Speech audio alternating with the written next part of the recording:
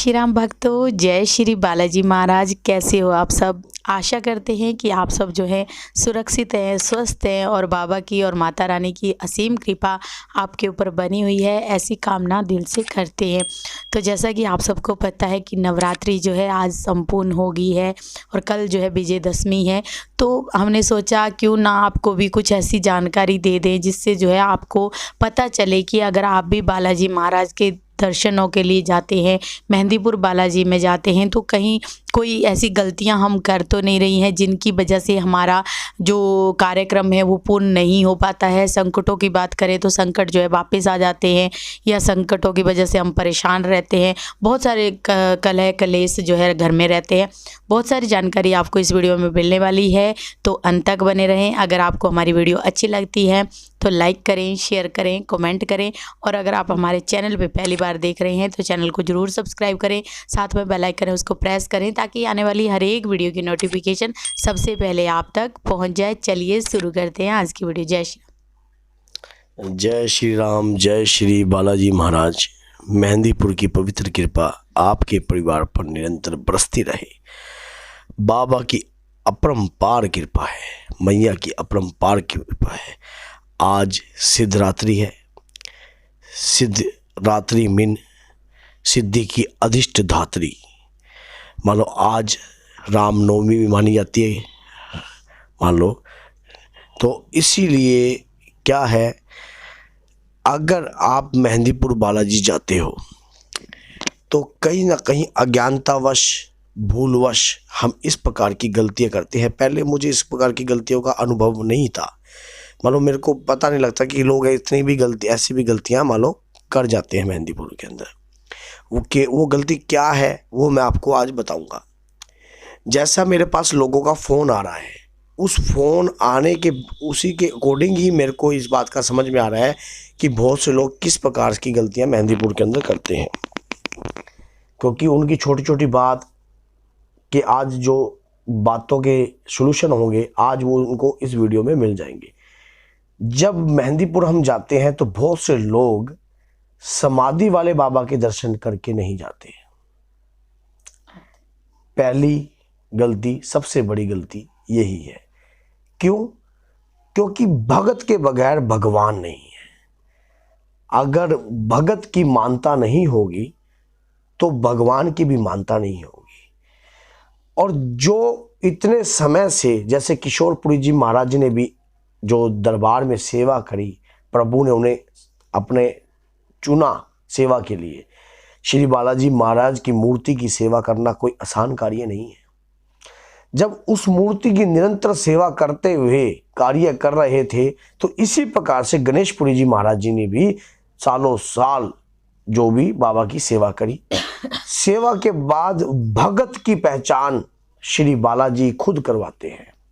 बहुत से लोग इस प्रकार की गलती करते हैं क्योंकि हमें आकर वो फ़ोन करते हैं कि हम बालाजी के दर्शन करके आए हैं जी, और दर्शन के दौरान हमने दरखास्त लगाई जी, नारियल तो वहाँ चढ़ नहीं रहा था, तो इस प्रकार से कार्य करके हम वहाँ से वापस आ गए।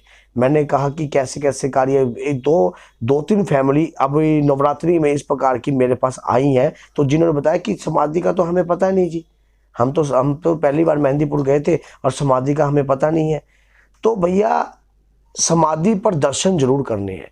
जैसे माँ वैष्णो देवी में अगर आप भैरव बाबा के दर्शन नहीं करते तो आपकी यात्रा पूर्ण नहीं होती। उसी प्रकार से अगर आप मेहंदीपुर बालाजी जा रहे हो और श्री गणेशपुरी जी महाराज जी के दर्शन नहीं कर रहे हो तो आपकी यात्रा भी पूरी तरह पूर्ण नहीं मानी जाएगी। क्योंकि समाधि पे जो उन्होंने तप किया है, कंटिन्यू वहाँ हवन चलता है, हवन की शुद्धि प्रक्रिया वहाँ पर कंटिन्यू चलती रहती है। और उसी प्रकार से जो समाधि पे दर्शन ना कर कर वहीं से तीन मूर्तियों का चमत्कार तो है भैया, इसमें कोई संदेह नहीं है। श्री भैरव बाबा, श्री कोतवाल कप्तान है और श्री प्रेतराज सरकार वो धर्म के अवतार हैं, और श्री बालाजी सरकार। तो इन तीन मूर्तियों का तो चमत्कार है, लेकिन भगत की पहचान भी श्री बालाजी महाराज ही करवाते हैं।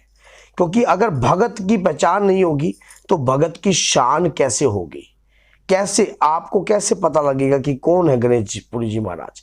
ये एक नैतिक, आज हम बाबा के जो भी कार्य करवाते हैं कि हाँ भाई श्री बालाजी महाराज के ये कार्य कीजिए, माता के ये कार्य कीजिए, तो वो अपने पुत्र के पहचान स्वयं बनवाते हैं, समाज में प्रतिष्ठा बनवाते हैं, समाज के अंदर उनकी इज्जत बनवाते हैं।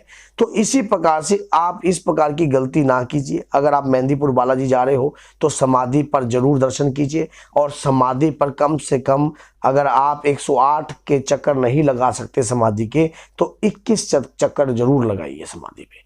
अगर इस 21 चक्कर लगाओगे तब जाकर आपके ऊपर कृपा होगी, अपरंपार कृपा होगी, माता की भी होगी, बाबा की भी होगी, और सभी देवी देवताओं की कृपा होगी। क्योंकि गणेशपुरी जी की जो और दूसरी गलतियां इस प्रकार की करते हैं, जैसा कि मेहंदीपुर से आप निकलते हो, निकलते ही आप कहीं ऐसे ढाबे पे रुकते हो जहां लहसुन प्याज से बना हुआ भोजन का आप सेवन करते हो, तो इस प्रकार का सेवन भी आप ना करें। और तीसरी गलती इस प्रकार की है कि कई बार हम मेहंदीपुर बालाजी में जाते हैं तो कई बारी कई लेडीज ऐसी होती हैं, क्योंकि क्या पता कईयों को अच्छा लगे ना लगे, लेकिन मेरा फर्ज है बताना कि इस प्रकार के कपड़े ना पहन के जाएं जिससे लज्जा आए। आप वो बालाजी की जो शक्तियां हैं वो ब्रह्मचारी हैं, और उस ब्रह्मचारी शक्तियों का आदर मान करना हमारा नैतिक फर्ज है, और इस प्रकार के कपड़ों का सेवन करके ना जाए तो ज़्यादा बड़ी है। सात्विक तरीके से जाना चाहिए और अच्छे तरीके से जाना चाहिए। रास्ते में कोई भी तामसिक भोजन का सेवन नहीं करना चाहिए। जब आप मेहंदीपुर से बालाजी से निकलते हो तो जब दरखास्त लगाते ही, जब आपने जैसे कि आने की दरखास्त लगाई, मैंने बहुत सी वीडियो इस पे बना रखी है, लेकिन मैं सोच रहा हूँ कि चलो हम इस प्रकार की कोई त्रुटि करते हैं तो उन त्रुटियों का किस प्रकार से हमें जानना चाहिए। हाँ, जैसे कि कोई मिठाई आप ले आए हो, या रास्ते में भी कोई मिठाई का सेवन नहीं करना होता आपने। अगर आपने सोचा कि चलो हम मेहंदीपुर से आगे सफ़र में रास्ते में जा रहे हैं तो वहाँ पर होटल में रुक गए, तो आप सोचते हो वहाँ पर मिठाई का सेवन करो, तो भैया नहीं। परहेज उसी दिन से स्टार्ट हो जाते हैं जिस दिन से आप मेहंदीपुर से चलते हो, उसी दिन से प्रक्रिया, क्योंकि आप अपने आप को धो के निकल रहे हो।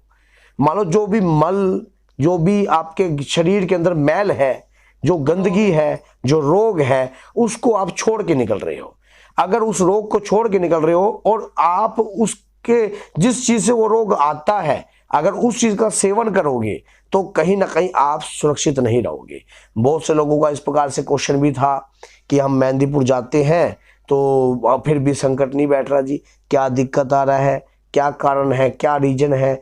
तो मैंने ये बात उनको एक बात बताई कि भैया अगर आप मेहंदीपुर बालाजी जा रहे हो तो इस प्रकार की त्रुटियां ना कीजिए। अगर इस प्रकार की त्रुटियां आप कंटिन्यू कर रहे हो तो कहीं ना कहीं आपके शरीर के ऊपर इस प्रकार की नेगेटिव एनर्जी का आना 100% है। जिस एनर्जी को आप मेहंदीपुर में छोड़ के आ रहे हो, वो एनर्जी का खिंचाव उसी समय से आ जाएगा। 10 दिन ठीक रहे आप, 15 दिन ठीक रहे, 1 महीना ठीक रहे, आपने 41 दिन के परहेज कर लिए, लेकिन परहेज तो आपने रास्ते में तोड़ दिए। तो इस प्रकार का कार्य ना कीजिए, और घर से ही आप पूर्ण रूप से अपना जो भी, मान लो जब मेहंदीपुर से वापसी की दरखास्त लग जाती है तो पीछे मुड़कर भी नहीं देखना चाहिए।